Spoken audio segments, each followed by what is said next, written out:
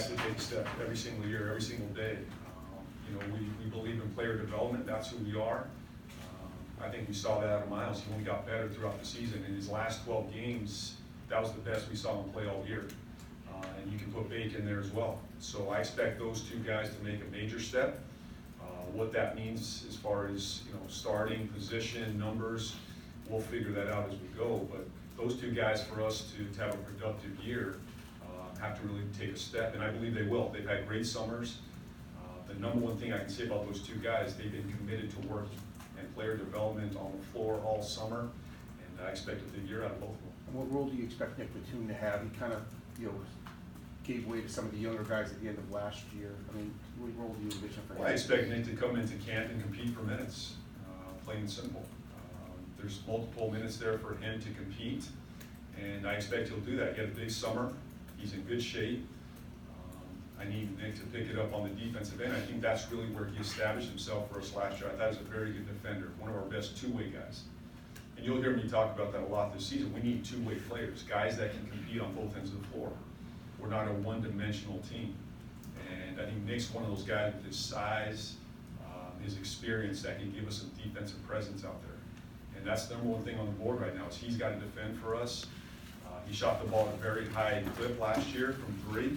I want him to take more threes this year. Then it's my job to get him more aggressive to the rim. That's where I've got to, you know, really push him to excel this year. You think up-tempo will be something you guys will do a little bit more this year on offense, try to play a little faster out there, I guess? And how do you plan to do that if that's the case? Yeah, I thought we played, you know, down the stretch, we played similar to the style you'll see us start this season. Much more high-paced, putting pressure on the defense consistently. You know, I don't judge pace by the number that you see in the box score or as the, you know, as you look on a website, what pace. To me, it's about tempo, consistent pressure on the defense. And, you know, I expect us to play faster, more dynamically. Our young guys running up and down the floor, putting pressure on the rim, putting pressure on the defense. And we have a personnel and a roster that can do that. And we're going to manufacture more offensive possessions through our transition offense. You've mentioned a couple of times lately, you anticipate that they really see him. What specifically have you seen from him? What you need from him? Where is he at? I need Bate to be a consistent two-way player. That he can consistently guard the best players' offensive scoring threat, that he can give us offense on the other end. He has the ability and the size and the skill set to do both. And as we try to build this roster and build this team for the long term, he's got to be one of those two-way guys, and he has that potential to do it. So I really want to see him pick it up on the defensive end, number one, day one.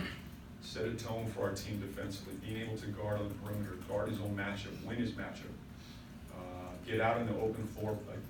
Another example of a guy that can put pressure on the rim.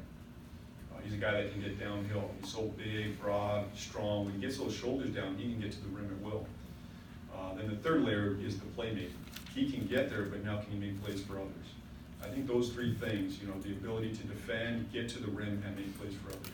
Is the playmaking spot of those three, that's the most improvement? Well, I'd say all three. I think he's probably most comfortable right now getting to the rim. I'd love it to be on the defensive end. You know, if he can solidify himself as our top defender on the perimeter, that would be a really positive for us. But the playmaking is something he's going to have to grow, and there's a lot of upside there as well. Do you expect PJ to contribute early from the outset, or do you think he'll need time to get acclimated? Yeah, we'll see how PJ. He's had a good summer with us. I wish we had him for more of the summer. I think I'll have more of those answers as camp goes. But we need him to play. This is a big year for PJ, for our program. He's going to play minutes, whether that's here in Charlotte or in Greensboro. But I'd love to have him here with us all season, playing significant minutes. But we're excited about where he's at and what we have in that young kid. If you were playing an exhibition tonight, who would be the players who you know you pencil in starters? No idea. No idea. No idea. No idea. No idea. I'll get to you in the next few days. I'll know over the next couple of days where we're at. It's going to be a great camp. It really is. This is going to be a very competitive camp. open positions, open minutes, young guys, veterans. You know, I've said this to the group the last couple of days is, you know, at the top of our board is competing. We have to compete every single night. I expect a very competitive camp. Our young guys are competing for minutes. We have young guys competing for roster spots. Last time I checked, we have 2 open roster spots. And that, to me, is going to open up a very competitive camp. And then the veterans are competing for minutes as well. And so I expect a very competitive couple days in Chapel Hill. Coach, so many times over the years, Kem has been a guy that when you give him the ball to the game on the line, Kem or sometimes Jeremy Lamb as well. But you know, who is going to be that guy this year when games are tight and you need to score? Well, that's one of the biggest things we'll have to answer throughout the season. It's one thing we got better at as the season went along. If we look at our numbers, I believe we won our last 7 close games that were within 5 points with 5 minutes to go. We won 7 straight down the stretch, 9 of our last 10. We got better as a unit last year closing games, and now it's up to me and my staff to figure that out as we go. We did not close games early.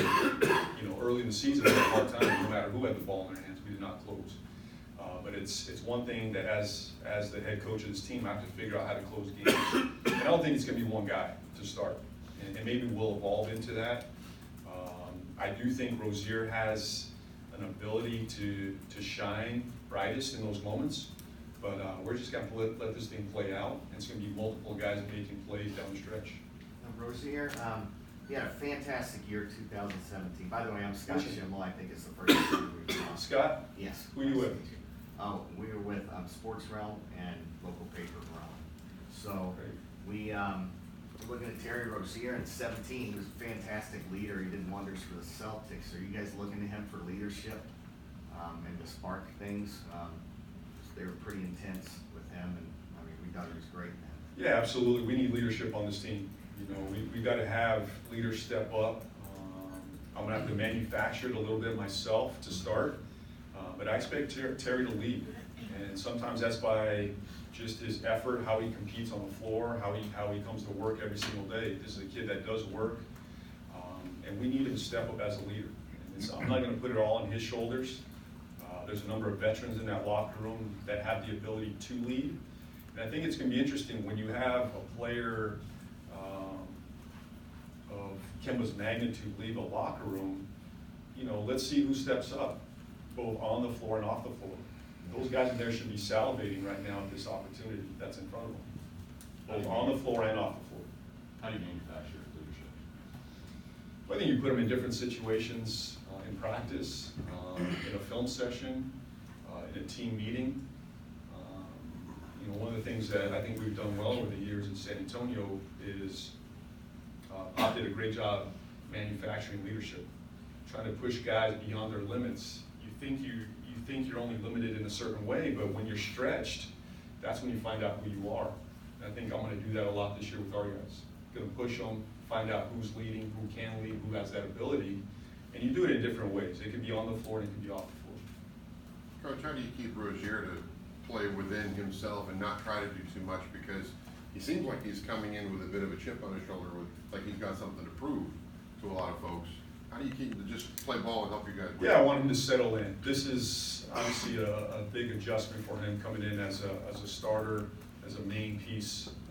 He's going to play minutes, and he knows that, and he's going to hear that from me. I want him to settle in as our point guard, to make good decisions, not feel like he has to hit a home run. I don't feel like he's a guy that's coming in here saying I'm saving the day for the Charlotte Hornets. I'm coming in here to be a piece, a major piece, and he understands that. And it's my job to help him grow in that role and get better every single day. JB, you may have addressed this before I came. Good to see you. This one, good to see you. You're usually over here. Well, happy new season to you though, but I apologize if you've answered this, I came in late. Traffic on 74 is awful. But anyway, addressing this new season, what is your number one goal of what to fix and how do you plan to achieve it? It's a great question. I'll address it again. There's 4 pillars for us this season, plain and simple. I feel like I'm in a very good position with our ownership, our management, our players, We're in a very healthy place right now. And the 4 pillars for us as we head into the season are compete, number 1. At the top of our board, we're gonna compete every single night in practice, on the floor every single night. Number 2 is player development. We have to get better every single day. Our players 1 through 15 have to get better. And I think we have a good example of that from last year. We're only gonna take that a further step, you know, and we did this summer, and we head into the season going, player development is number 2 on our board. Compete, develop. And 3rd is our identity. Who are we on both ends of the floor?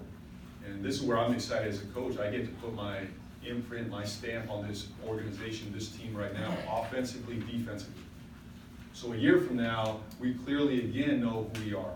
We're clearly defined what we stand for on offense and on defense. We have a full year of player development under our belt. We've competed at the highest level. And then 4th, I'd say our habits, winning habits. Every single day we come into work, and we're gonna put together habits that we believe are winning habits. And that means don't get tired of the ordinary. I'm gonna keep saying this to our guys all season. An attitude to the ordinary. We're gonna do the same thing over and over and over again. And after the season, that will define our season. If we hit those 4 things, which I believe we will, it's my job to hold everybody accountable to that. JB, last year when we were here, expectation was a playoff spot in the Eastern Conference. As we sit here today, what's your expectation going in? To hit those 4 pillars, that's my expectation and my drive. Where that puts us in the Eastern Conference, I have no idea. And I'm not even worried about that right now. I'm secure in who I am and where I stand with this organization. Those are the 4 pillars. And I hope our fans and everybody in this city and in this region embraces that. There's a lot of young guys that are hungry to compete, to develop, to play a style of play that's fun, that's energized, and wins in this league. It's my job to bring the habits every single day in our work. So if we hit those four things, this will be a successful season. Do you feel differently now than you did? I think I said earlier, I feel very confident right now. I feel very secure. I know more about who I am as a coach after going through it 1 season. I know what I stand for, and it's my job to hold everybody accountable to that. You mentioned that you did not want to be, if you did not want to look back on being a head coach and feel you were reactionary. I always found that really interesting. Do you feel like you have maybe more latitude to do what you want to do now in your 2nd year? Yeah, I felt like I had that last year, to be honest with you. I just didn't know this roster very well. I didn't know this organization very well. I stepped into a situation where this is the first time I've been around this group, this city, this organization, this conference. Being a head coach for the first time, trying to lead this team to the playoffs. And for 80% of the year, we were in the playoffs last year. So we did some things that I'm proud of, the things I liked. It laid a foundation for us. And I think I learned really, again, what I stand for and what I'm going to continue to stand for as a head coach. But I'm not going to be someone that's going to be dictated, by the league or by another team. We are who we are. We're going to stand for that. And we're only going to get better, as we build this thing. But I feel much more confident, much more secure about where we stand as an organization, as a team, as I sit here today. Where does Marvin fit in all this? The biggest thing for, Marvin is a true pro. And, as I get with my team this evening, this is the first time, my team will hear from me is right now. Obviously tonight we'll get together. But one of the things for our young guys is look at Marvin, he's a pro. He's an absolute pro. He brings it every single day. When I talk about habits, it's really about being professional. And I think Marvin checks those boxes every single day. That he comes into work, he takes this as his job, his profession. There's a pride about his work every single day. And I'm going to expect him to lead us in that area. He knows that, he understands that. And then I'll do the best to help him on the floor. Maximize his minutes out there. Make sure he's productive and healthy. For the guys who play FIBA ball like Willie and Nick, they're working a little bit slowly into the mix. Terry just joined us. Saying great things, Coach. Looking good, man. Thank you, man. Too. Take your time. Well, slow, man. Don't skip any steps, one day at a time. Don't be in a hurry, right? Yep, exactly. Sorry, what were you saying? You work those guys in slower, Nick and Willie, because they played FIBA ball and maybe they're a bit, I'm sure they're in game shape, but how do you work them into camp, I guess is my question. It's a good question.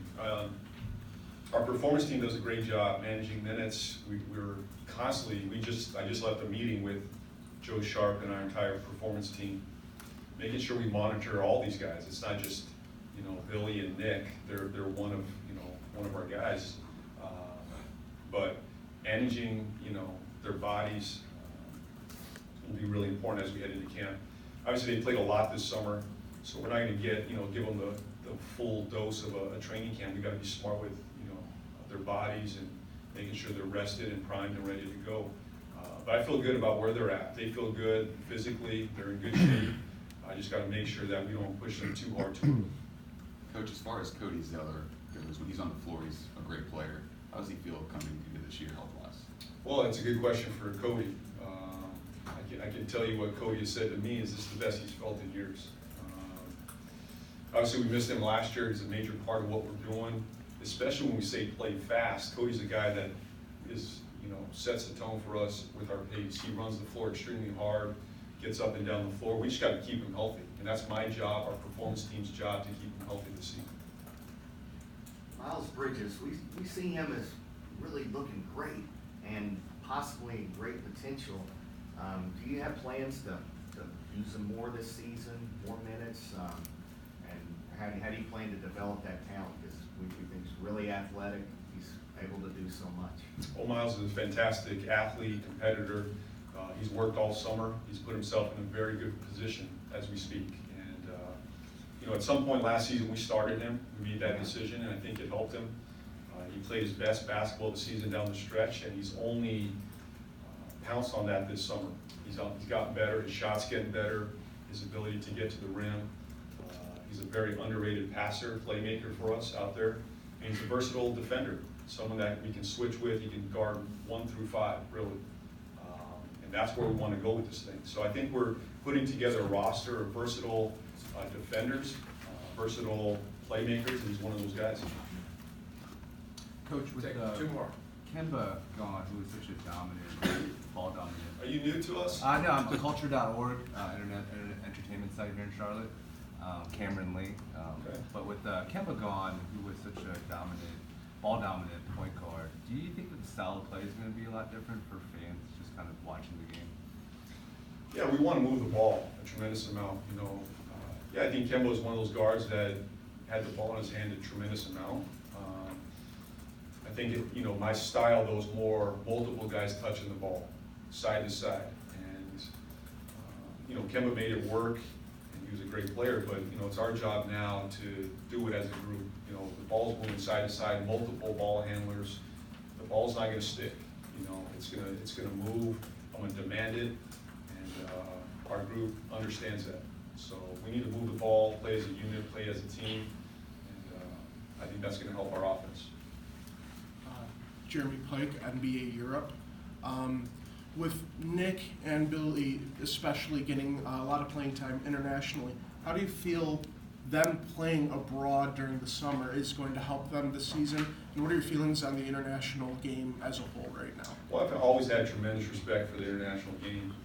The program I grew up in had multiple European players, international players, really high-level IQ basketball players. And I think that's one thing I value is high IQ basketball players, guys that understand the game, know how to make plays for others, make the right play more often than not. And I think that was one of those things that Billy experienced with the Spanish team. High-level team. They played really team-winning basketball, and I think it produced a very good summer for them. And Nick's always enjoyed playing for that, for that national team. They love playing with each other. They play the right way. They make good decisions. So I have a high value for international players, and thankfully we have a couple of them. Thank you. Thank you.